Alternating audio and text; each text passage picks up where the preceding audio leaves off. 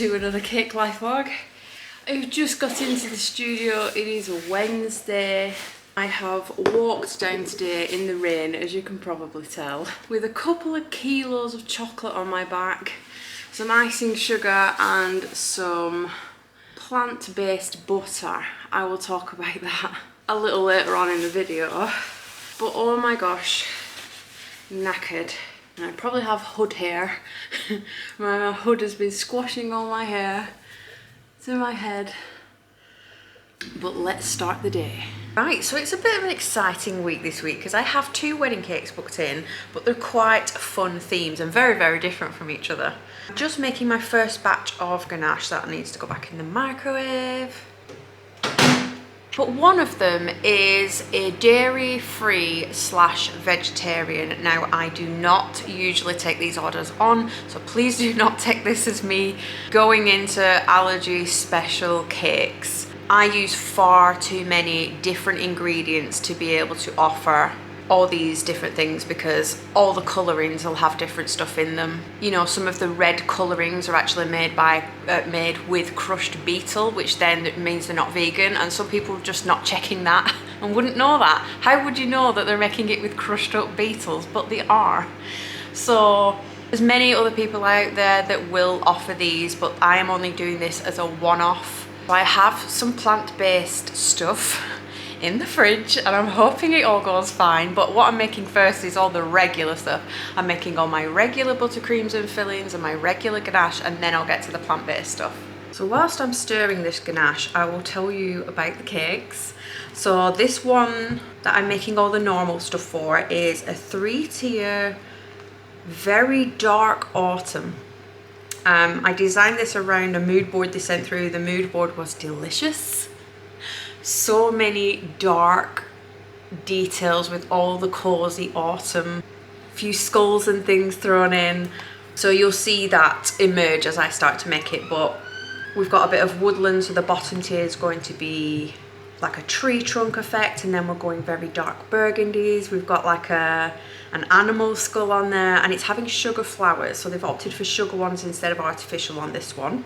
And then when it comes to the dairy-free / vegetarian one, I am going to be pulling some late nights to get this one done, but I actually cannot wait. I designed this one around Toy Story aliens and their love of Disney because they love so many Disney characters. How I've designed it is the Disney characters as disguises that the aliens are wearing. You may have seen, there's a Funko Pop has brought a few out where they're Toy Story aliens dressed in different outfits. That's essentially what we're doing across the whole cake, but the cake's going to have really fun themes on it as well, because they like Tangled and Princess and the Frog. Yeah, I will take you along as I make that one.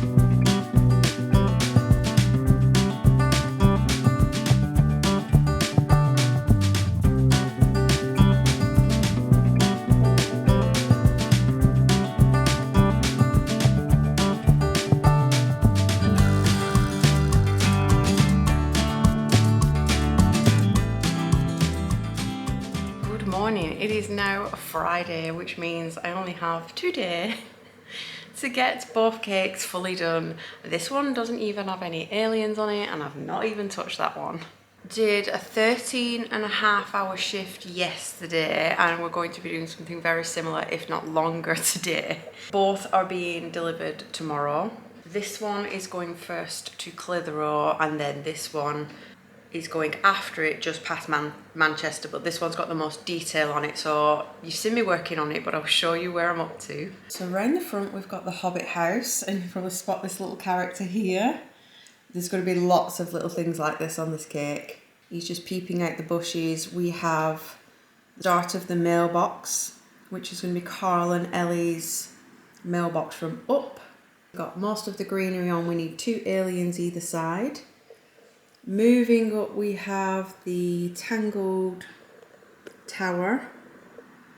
This is all pretty much done, and we've got the star from Mario, the Mario film. I still haven't watched that yet, but the little star from Mario is peeping out here. And we've got the Tangled Lanterns moving up to a blank Death Star.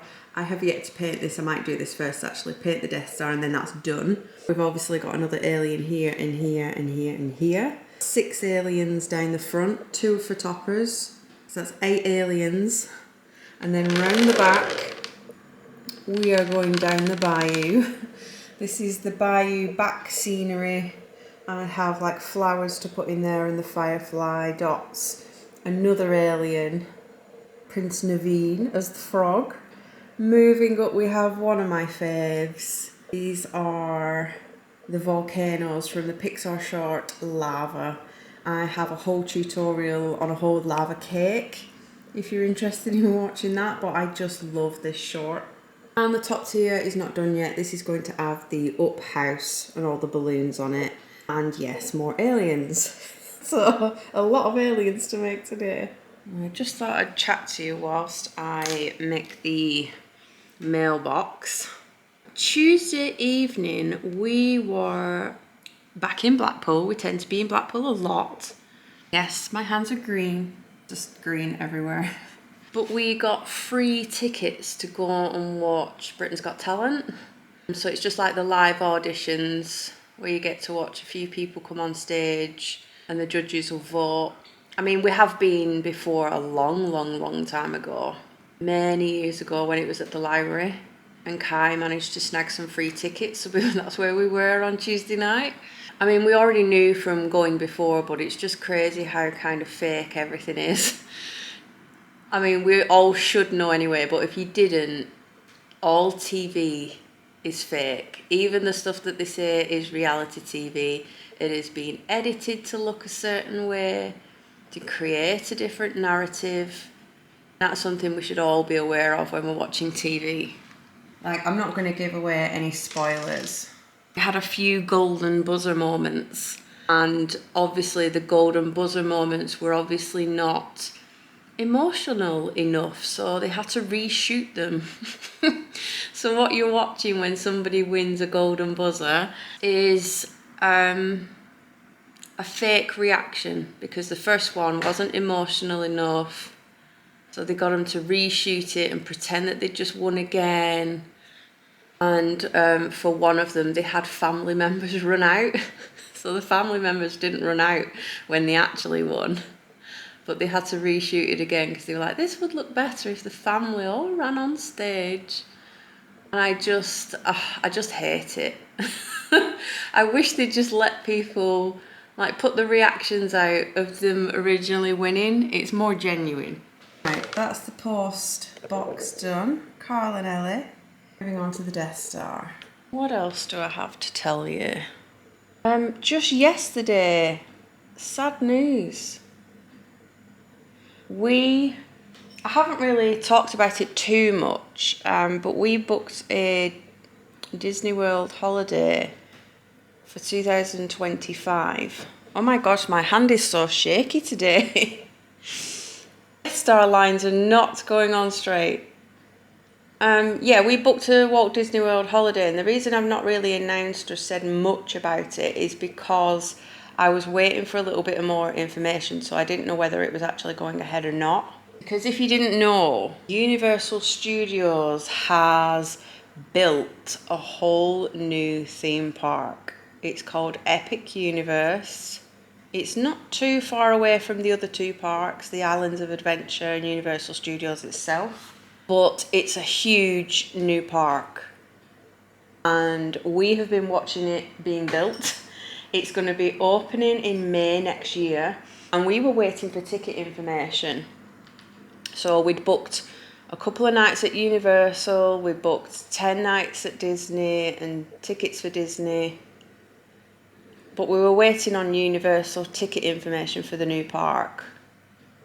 Now, that was released yesterday, and it was sad news because us in the UK, we get to buy 14-day tickets at the same price as like an American would pay just for 3 days. So we're very lucky in that we get highly discounted tickets, but like I said, you do have to buy 14 days worth. Even though you're using it for only 4 days, it's still cheaper to buy 14 days in the UK. So unfortunately, what they've decided to do, obviously to manage crowd levels, is you have to buy a ticket package in order to get into Epic Universe. So the Americans can buy 3-day tickets, 4-day tickets, or 5-day tickets, but you can only get into the new Epic Universe for 1 day across all those days. And I thought, well, it'll be okay because the UK ones, with it being 14-day ticket, surely going to allow people in for at least 2 days to Epic Universe. But no, the information was released, and on a 14-day ticket, you can only get into Epic Universe for 1 day. Which I think is a really rough deal. The Epic Universe is such a big park, you cannot do this in 1 day. I am wanting at least 2 days. So to me, I would rather push the holiday back to 2026 when they're allowing you to go into Epic Universe for as many times as you want, basically, across your 14-day ticket. Your 14-day ticket will then allow you to go into Epic Universe for 14 days if you wish. Not that we would. We're going to do, like I said, 2 days maybe. I just don't see the point in paying to go all the way there, paying out all that money. Yes, you can do Disney, but we've already done Disney, and it just doesn't make sense to go all the way there with a brand new park and only allowed to go in it for 1 day. Like, it's not really worth it to us. So I would rather push the holiday back to 2026 and do 2 days at Epic Universe, the other 2 days at the normal Universal parks. I mean, we've already been to those and wasn't majorly impressed in comparison to Disney. And then do the usual 10 days at Disney. So as of right now, as I'm painting this Death Star, it's possible that I'm going to cancel the 2025 holiday and wait to 2026, which is very sad, but no doubt we'll fit another holiday in of some sort next year to kind of break it up, because we've not been anywhere really whilst we were waiting to kind of save up and go to Disney. So whilst we've got an extra year to save, we might pop a holiday in for 2025. Right, so that's the Death Star nearly done. I'm just popping some little white lights on it now. And I can start on the up house. There it is. Right, I'm just checking in with you after my dinner break. So it is 5 to 1 now, and I'm going to show you where I'm up to. And I won't tell you what characters I've made. I'm going to see if you can guess them. They're not all Disney characters, and then I'll tell you who they are when I finish them all. So we have quite a few of the aliens done now. 2 more on the bottom tier. Moving up to 2 more. Hopefully you will easily be able to guess who these characters are, I'm hoping. And this one, and this one. And then moving right up to the top is who I'm working on next. Can you guess who this is going to be? And then I have 1 more to do. I think there's at least 2 more around the back and a few more characters. So I'm going to crack on with that. And when I've finished, I'll show you the whole thing and tell you who the characters are. It is 10 to 4 and we have one completely finished. There was a little bit of a delay because the fire alarm went off. We all had to queue up on the car park, and I was just hoping they wasn't going to set the sprinklers off because I would have been screwed. But luckily I came back and the cake was still safe. So you can see the characters who we have on top now. I'll just start with the characters at the bottom that you saw earlier. So we have Paddington with his marmalade sandwich. We have Feathers McGraw. Not in disguise. They wanted this character adding because their dog reminds them of this character, the way he kind of stares at them. Then we have Marie from the Aristocats. We have Russell with his little badge on. I'm sorry, the radiator is ticking and my God, it's annoying. Can you hear it? Just tick, tick, ticking. This little guy is from Mario, like I said, I haven't seen that film yet. We have Remy from Ratatouille. Pink ears sticking up. We have Princess Leia from Star Wars, and over here we have Baymax. And then we have Flynn Rider, or Eugene, and Esmeralda. And round the back, so I'll give this a swizzle. You can see we have Princess Tiana and Naveen on the log in the bayou. Moving up again, we've got the lava characters, and we have Carl with his glasses on and the up house. So yeah, that is me completely finished with this one. Chuffed how it turned out because it's all nice and colourful, lots going on, lots of little Easter eggy bits to see and lots of detail. And I am then going to make a start on this one. It's now 7:45 in the evening. I went home, had tea, come back, and I've just finished the skull on the front of the wedding cake. Here is how it's looking so far. It's a very specific type of skull. It's not got like the big, what you'd usually see, the big antlers coming out or the ram horns. It's a raw deer skull, so they have quite tall, straightish antlers with only a few little things that come off and quite a narrow section down here. So it's not the usual kind of skulls you see, but it is part of their wedding details, or at least they were on the inspiration board. So that's what we've got on the front of the cake. And now I have to fill this bottom, like a diagonal across the skull, a cascade of flowers, which I haven't made yet. So it's going to be a long night, but I already knew that.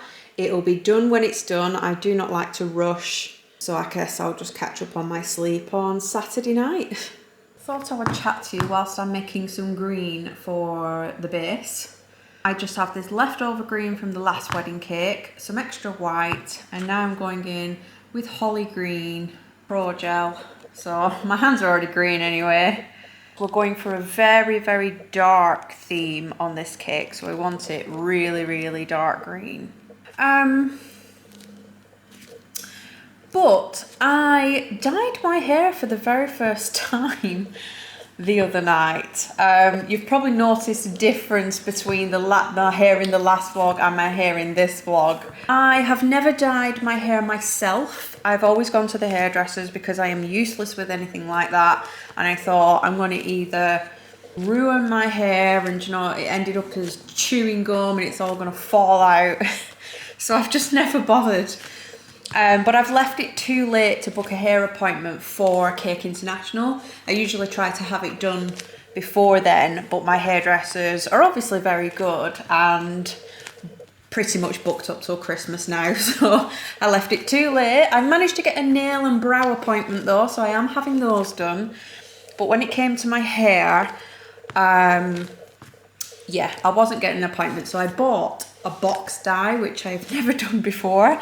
The only orange one on the shelf, and dyed it myself. And my God, is it more messier than cake decorating? It's messier than this. I dyed my hands orange, no surprise there, even though I had gloves on.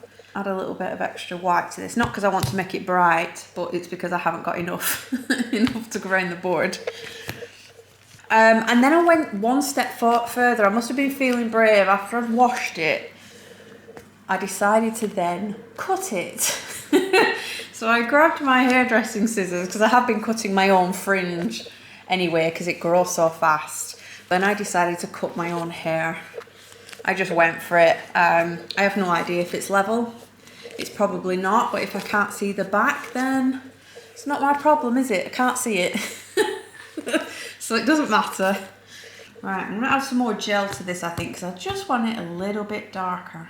And this is how it turned out. I cannot actually remember what time I finished this cake. I think it was before midnight though, because I don't think I've done a super late night for a while now. So I was happy to have it done, but I just loved the colours. The burnt orange, the burgundies, the blacks. And they also had a lot of crescent moons on their Pinterest board, and I was trying to get it in without throwing the whole design off. So I came up with the idea of putting it on as skull jewellery. That is very hard to say, skull jewellery, not school jewellery. But I delivered this one first, and you can see this is me trying to explain what he needed to kind of take off and how to cut it. I talk with my hands a lot. I mean, this is just utterly ridiculous. I don't know what must go through their heads when they're watching me do that. But yeah, I just loved making this cake for them because they had such good ideas on their Pinterest board. And I went round the venue filming little bits here and there because I know there's a few of you who are actually interested in getting married and want to see some of the venues and some of the inspiration of people's tables and setups and how the cake kind of fits in with that as well. You can see here everything's really like black and burgundy. We have skulls on the tables. Some of the florals have that hint of dark orange and burnt orange in there. Candles feature heavily as well. So yeah, then it was on to delivery number 2. We actually had to walk through the guests with this one because they didn't want it until a little bit later on. And they were still actually setting this room up, so we walked through the guests with the box, but everything went fine. I set it up on the table and got my little bits of footage of it set up. I just really loved how this one looked. It was just so bright, colourful and fun. You can just imagine people walking through the door and seeing it. And since then, I have had feedback from both and they both love their cakes, which is all you want to hear because it's actually been weeks and weeks since that. I needed to film an ending because if I don't film an ending, the vlog will not go up at all. I do have another vlog coming as well after this one, and it's me making 4 wedding cakes on the run up to my Magical Market and Cake International. Very intense working couple of weeks. I'm on the other side of that now and I'm still going. So I hope you've enjoyed this vlog. Stick around ready for the next one because there's 4 wedding cakes in that one. And don't forget to leave me a comment below because I do try to get back to them all. Thanks guys, see you soon.